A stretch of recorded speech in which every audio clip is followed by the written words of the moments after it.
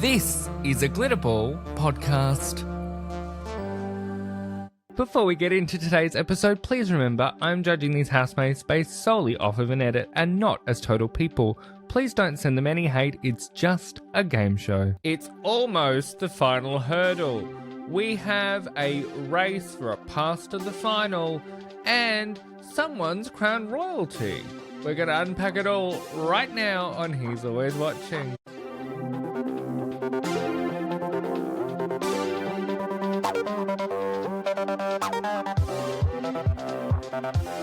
From Glitterball, this is He's Always Watching, a Big Brother podcast.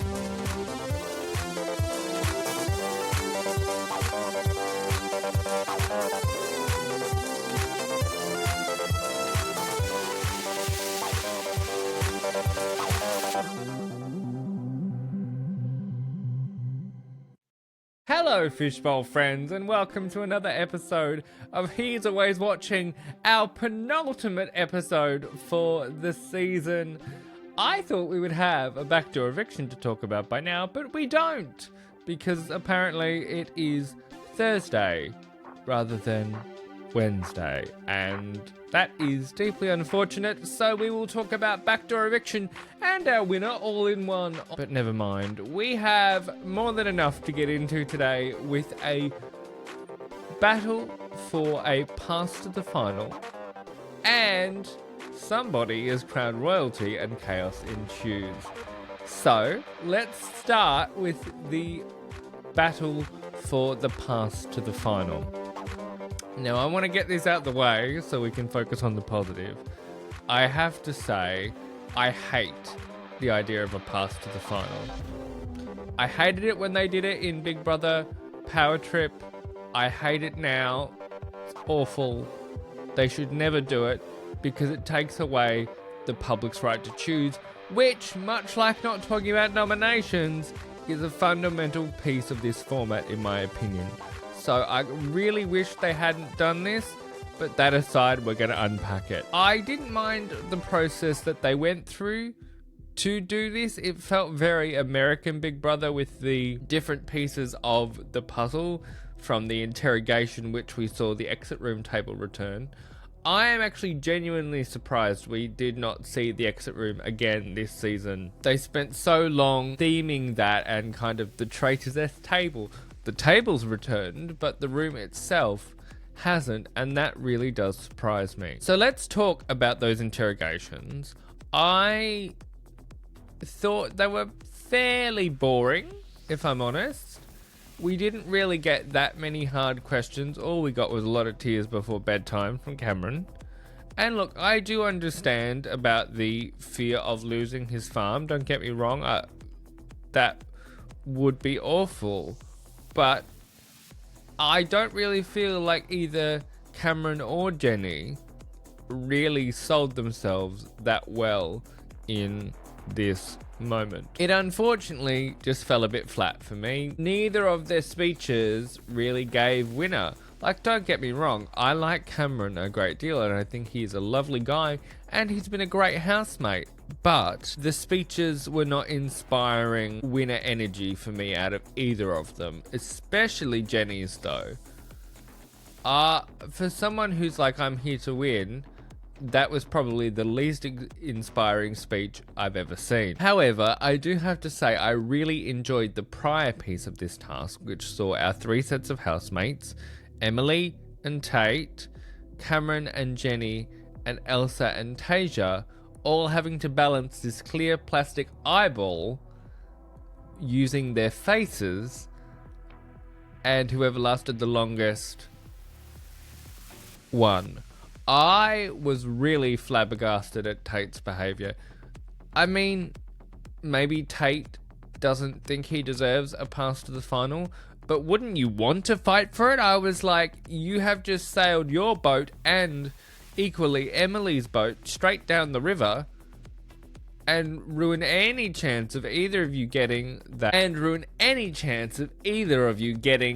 pass to the final. I was like, the hell's going on here? Kerry from Big Brother 2023 said it perfectly in her morning after the night before.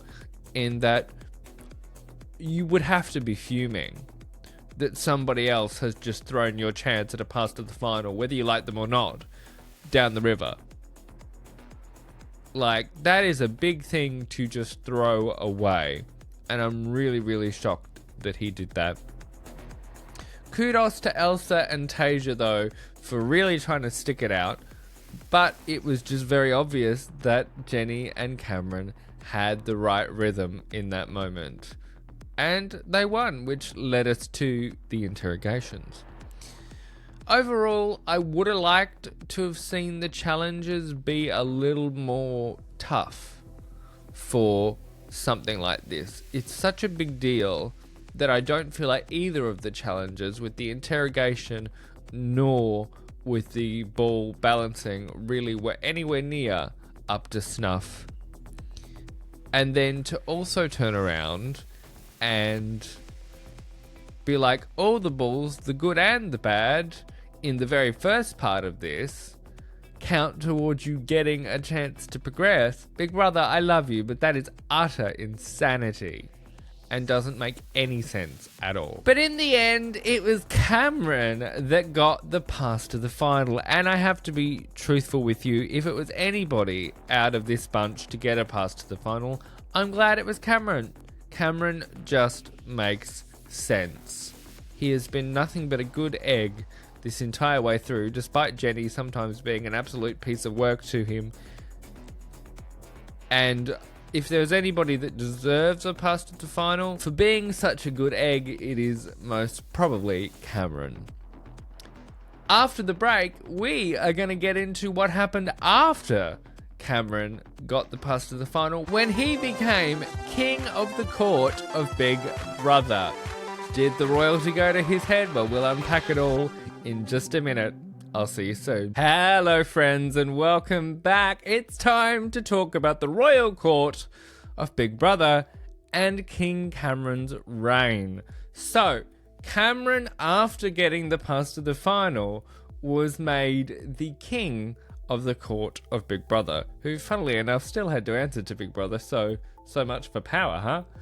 I really enjoyed this, because this is the kind of chaos that I love in a Big Brother moment. You had Tate being locked in a jail and having tomatoes thrown at him.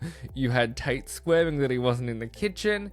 You had Marcus sort of failing to be a jester. There was a lot to love here, and I think they did a really good job. Cameron, I think, ruled with a fair but firm fist. I don't think he could ever be that tough of a ruler, even if he tried. I don't think he has it in him. But this was really entertaining to see him have to step into a position of power, if that makes sense. And it wasn't in a malicious way at all or anything like that. This was just a lot of fun. And I really did love seeing Tate squirm about not being allowed to cook, given that Emily was the royal chef. He was a little bit useless, though, as the royal comforter, I have to be honest. But Emily, to her credit, she hasn't given us much, but she really did do a good job as the royal chef. And indeed, she has given us a lot in the last couple of days, because she has been emotional. And I feel for her, because it must be difficult going in there late and not really having the time to build solid and secure friendships. That really must be difficult. Do I think she will be out early on the final? Yes. Yes, I do. I do not see her winning. But coming back to this task, I tell you one thing I really enjoyed was the Royal Talent Show. This was a hot mess, and I live for it. I will be honest with you, I had to skip through the Jenny and Richard performance because I just cannot do awkward singing. I particularly enjoyed Tate's burn of the sitting on a throne and ruling is no different to sitting on a tractor. I was like, that's good. I don't know if Big Brother helped him write those, but that was pretty inspired and pretty great.